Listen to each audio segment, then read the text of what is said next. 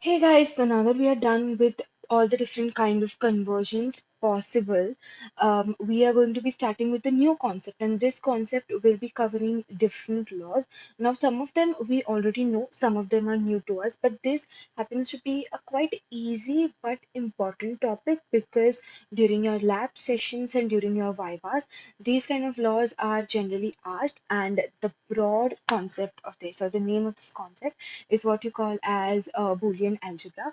Now, while I was editing, I realized that because I speak a lot, the video was getting way too long. So there would be two parts, of which this is the first one. I hope you understand what I'm teaching. If you have any doubts, let me know. We'll get started with the first law, and this law is what we call as the complementation law. So when we're talking about the complementation law, very basic complements, the complement of 0 is going to be 1, vice versa the complement of 1 is going to be equal to 0, meaning if a was equal to 0, then a complement is going to be equal to 1. All right, moving on to the next law. This law is the OR laws. Okay, so all of the basic OR operations are going to be included here. So we start with the first one. A or 0 will give us a or 1 will give us 1. A plus a, a or a will give us a or a complement will give us 1. So basically, if a was supposed to be 0, so a complement would be 1. So 1 plus 0 will give us a 1. Next we move on to the AND laws. So in the AND laws, we are going to be performing the basic AND operations, meaning a dot 0 is going to give us a 0, a dot 1, now this will depend on a and a again will depend on what a is.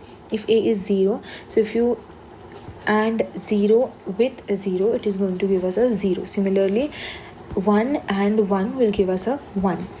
A ANDed with a complement is going to give us a 0. Now we move on to the next one, and the next law is going to be our commutative law. Okay, so in commutative law, again we have got the first one to be a plus b. So this is a or b is equal to b or a. Very basic.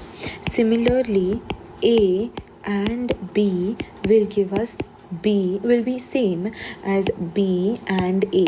This means a and b and c is equal to c and b and a, which will also be equal to c and a and b. Okay, so all of the permutation combination you can do. Here we move on to the next law now, which is going to be your associative law. So in associative law, we have the first one to be a plus b in one bracket plus c can be written as a plus in bracket b plus c, right? Similarly, the next one is a and b in bracket, you're ANDing this with c, can be written as a and in bracket b and c. So this is your associative law. Now the importance of all of this is when we are going to be solving some numericals or some sums. Okay, so we move on to the next law, which is going to be our distributive law. So you're quite similar to associative law. If you pay attention, you'll be able to understand it. Okay, very easy. A and in bracket b plus c can be written as a and b plus a and c. Okay, this is very similar to what we solve in maths. Okay, so try to relate it to those. The next one is a or b ANDed with c can be written as a plus b and a plus c. Okay, if we were to prove this here, what I'm going to be doing is we are using the associative laws here. So I have a and a plus a and c plus b and a plus b and c. Right, now that we've gotten this, we know that a ANDed with itself is going to give us a. Okay, this is from the and laws. Okay, so I write it like this, and then this is going to give us a plus ac plus ba plus bc, right? From all of this, if I take a outside, I'll get a 1 plus c plus b plus bc, right? So from this, what I get is this thing becomes equal to 1. All right, so this would be a ANDed with 1 plus bc. All right, so this is going to give us a plus bc, which can be written as a plus b and c, which is going to be equal to our LHS. Very simple, right? So now, if you're wondering how we got this equal to 1, okay, consider this as a group.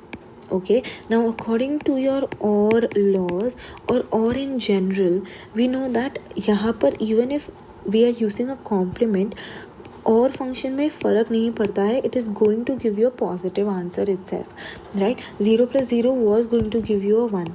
So what I mean by this is, if even if it were to be 1 plus 0, it was going to give us a 1. So that is why over here we are writing this one. I hope this was understood. I don't want any confusion. Okay, so we are going to be moving on to the next one. So we covered two laws, right? Let's move on to the third part of the distributive law.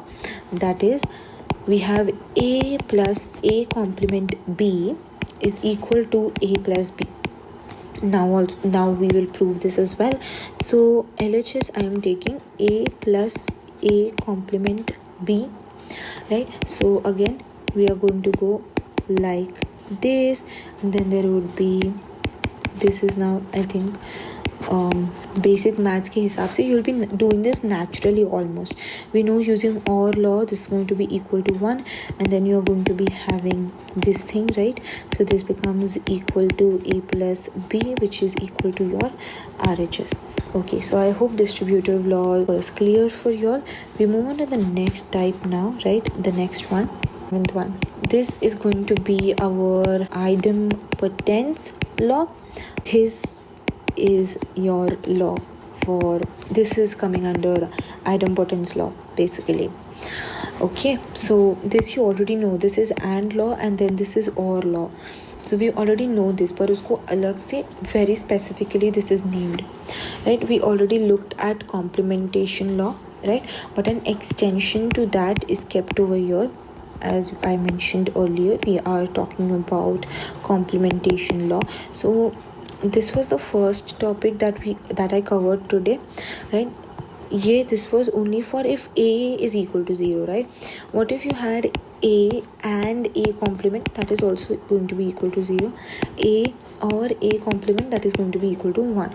Very important for you to know them, right? We now move on to the next one. Again, you try relating it to your maths and you'll be able to solve it and understand this very easily.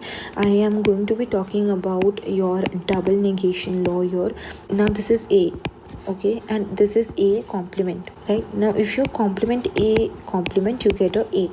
So what I mean over here is 0 ka complement 1, and if you complement 1 you'll get a 0. So this is basically what I'm trying to mention over here. Okay, so I hope you followed along with the part 1 of the different Boolean algebra laws. In the next video, we will be covering the remaining ones left, and I think the next one would be more useful to you and you'll be able to relate it better because we already have a firm and a strong base. So hope to see you in the next video. Bye bye.